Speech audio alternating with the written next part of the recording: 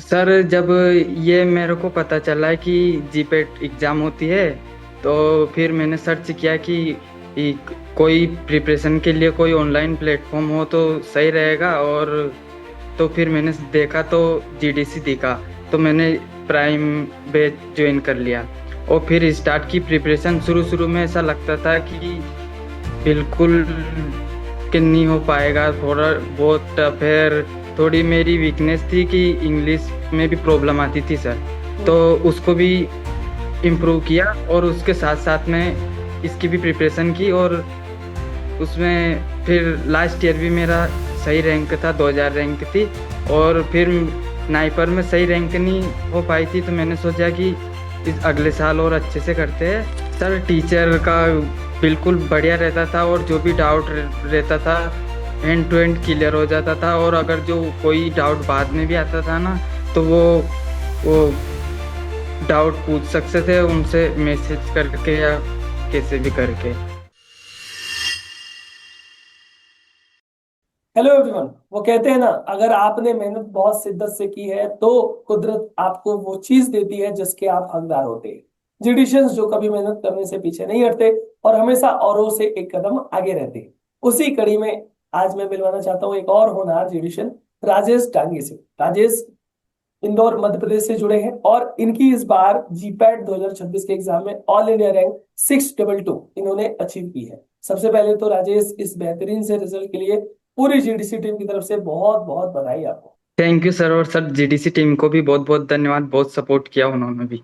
राजेश, कैसे आपने सफर स्टार्ट किया, कैसे सोचा मुझे जीपैट का एग्जाम देना है और जीडीसी से आप कैसे जुड़े? सर जब ये मेरे को पता चला कि जीपेट एग्ज़ाम होती है, तो फिर मैंने सर्च किया कि कोई प्रिपरेशन के लिए कोई ऑनलाइन प्लेटफॉर्म हो तो सही रहेगा। और तो फिर मैंने देखा तो जीडीसी दिखा, तो मैंने प्राइम बैच ज्वाइन कर लिया।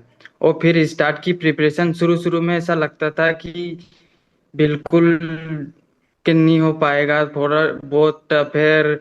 थोड़ी मेरी वीकनेस थी कि इंग्लिश में भी प्रॉब्लम आती थी सर, तो हम्म। उसको भी इम्प्रूव किया। और उसके साथ साथ में इसकी भी प्रिपरेशन की। और उसमें फिर लास्ट ईयर भी मेरा सही रैंक था, 2000 रैंक थी। और फिर नाइपर में सही रैंक नहीं हो पाई थी, तो मैंने सोचा कि इस अगले साल और अच्छे से करते हैं। तो इस साल 622 रैंक आई सर। ओके, मतलब थर्ड ईयर में भी आप क्वालिफाई किए थे? Yes sir.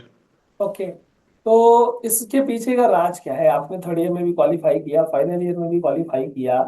पढ़ाई और जो जीडीसी के अंतर्गत पढ़ाया जाता था, कॉन्सेप्ट क्लियर कराया जाता था सभी टीचर्स का, उसके बारे में कुछ बताइए। सर टीचर का बिल्कुल बढ़िया रहता था, और जो भी डाउट रहता था एंड टू एंड क्लियर हो जाता था। और अगर जो कोई डाउट बाद में भी आता था ना, तो वो डाउट पूछ सकते थे उनसे मैसेज करके या कैसे भी करके।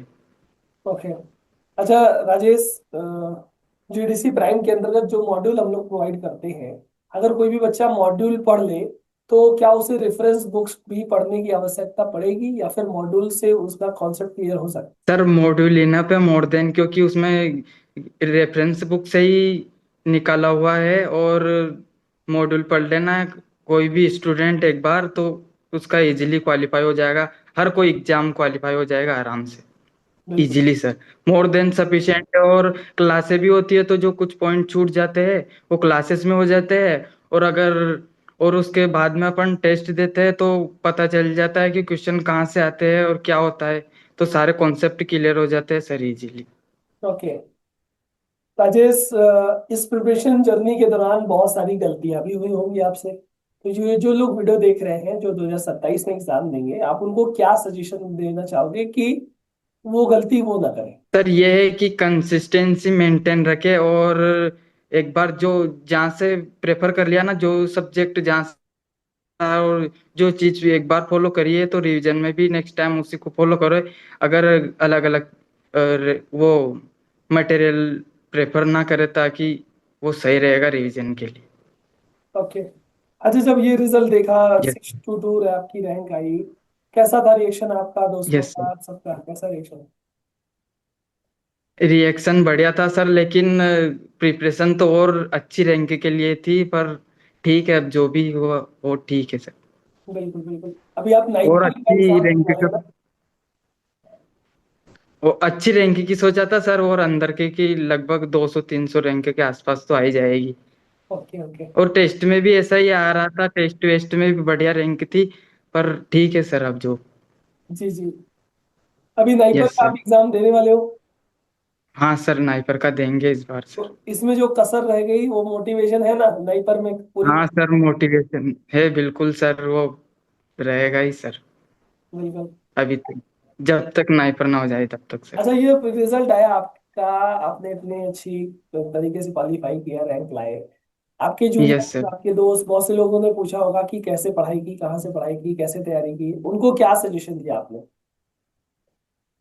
बहुत सारे मेरे जूनियर भी पूछते हैं तो उनको बताता हूँ, और मेरे साथ वाले जो भी फ्रेंड है तो वो हम सब मिलके ही करते हैं। यहाँ से इंदौर से जो हमारे क्लासमेट है, लगभग 5-6 लड़के क्वालिफाई हुए सर, ओके। हमारे साथ वाले। अच्छा। Yes sir. बहुत हम्म। अच्छा। Yes sir. अ, राजेश, हमारी जो मैराथन की सीरीज चली थी, भौकाल सीरीज चली थी, उसके बारे में क्या कहना चाहते हैं? आवाज कट गई सर आपकी। जो महा मैराथन की सीरीज थी, 12,400 क्वेश्चंस की, और लास्ट में भौकाल सीरीज थी, उसको आपने फॉलो किया था? और कैसे क्वेश्चंस यस सर। उसमें थे, और उससे क्वेश्चंस एग्जाम में मैच करते थे? हाँ सर, बिल्कुल बिल्कुल बिल्कुल 100%। ये महा मैराथन तो बिल्कुल फॉलो करी थी, और वो काल भी बिल्कुल फॉलो किया था सर। उससे सारा वो एक बार पूरा सिलेबस रिवाइज हो जाता है अपन को। लास्ट टाइम पे वो पेज पलटने की जरूरत नहीं पड़ती है। तो महा में वो भोकाल से सारा सिलेबस कवर हो जाता है एकदम से, और वो जो एक्सप्लेनेशन रहता है ना, सो उससे अदर क्वेश्चन भी सोल्व हो जाते हैं। तो ऐसा तो रहता नहीं है कि बिल्कुल वही क्वेश्चन आएंगे, लेकिन वो कॉन्सेप्ट से ही तो क्वेश्चन आएंगे। तो इसलिए वो मैराथन और भोकाल का बहुत प्रॉफिट हुआ सर मेरे को लास्ट में। Okay okay. वो बिल्कुल 100% फॉलो किया था सर मैंने इसको लास्ट टाइम पे। जो बच्चे 2027 में एग्जाम देंगे, जो ये वीडियो देख रहे होंगे, उनके लिए राजेश आपका क्या Yes। सजेशन रहेगा? बस यही है कि कंसिस्टेंसी से पढ़ाई करते रहो और करते रहो। और ये है कि टेस्ट वेस्ट में नंबर कम ज्यादा आते रहेंगे, इससे अपनी स्टडी पे कोई इम्पेक्ट नहीं पड़ना चाहिए। बस और करते रहो, क्योंकि ये वो तो टेस्ट है, वहां तो अपन जो बाहर देते हैं, फाइनल तो वो रहेगा। बस वहां पे अपनी गलतियां ढूंढो और उसको सही करो, सोल्व करो। बस यही है सर। ओवरऑल इस पूरी जर्नी में जीडीसी के सपोर्ट का, जीडीसी के सभी टीचर्स का क्या रोल था? ओवरऑल क्या कहना चाहते हो जीडीसी के बारे में? सर, सभी टीचर का एकदम मस्त बढ़िया ये था सर, और जो भी डाउट वाउट रहते थे सभी सोल्व कर देते थे। और अपने एमपी से श्रीकांत सर और गौतम सर से मिलके भी आ गया था मैं तो। ओके। बढ़िया रहा उनका भी ये, उनका गाइडेंस वाइडेंस भी सब बढ़िया रहा। आपका भी बढ़िया रहा सर, और अखिलेश सर का जीओसी वो ऑर्गेनिक केमिस्ट्री बिल्कुल भी वीक थी मेरी, तो वो भी सही हो गई अब बिल्कुल। और कोलोजी से भी बढ़िया क्वेश्चन बनने सर, बिल्कुल करेक्ट राइट। हुए सर सभी लगभग। आप जैसे होनहार यस बच्चे, सर। आप जैसे मेहनती बच्चे ही हमारा प्राउड हो। आप लोग मेहनत करते हो तो हम लोग भी बोल पाते हैं कि बच्चे मेहनत कर रहे हैं। और यस सर। फिर से पूरी जीडीसी टीम आपके उज्जवल भविष्य की कामना करती है और आपको बधाई देती है। उम्मीद है आगे आने वाले जो नाइपर थैंक एग्जाम यू। है उसमें आप बहुत अच्छा करो, आगे और भी अच्छे मार्क्स आए, अच्छी रैंक आए, और आप जहाँ भी लाइफ में जाओ हमेशा खुश रहो, हमेशा आपको वो सब मिले जो आपने सोचा है। यस सर, बिल्कुल। Thank you sir. Thank you Rajesh, thank you so much. Thank you sir.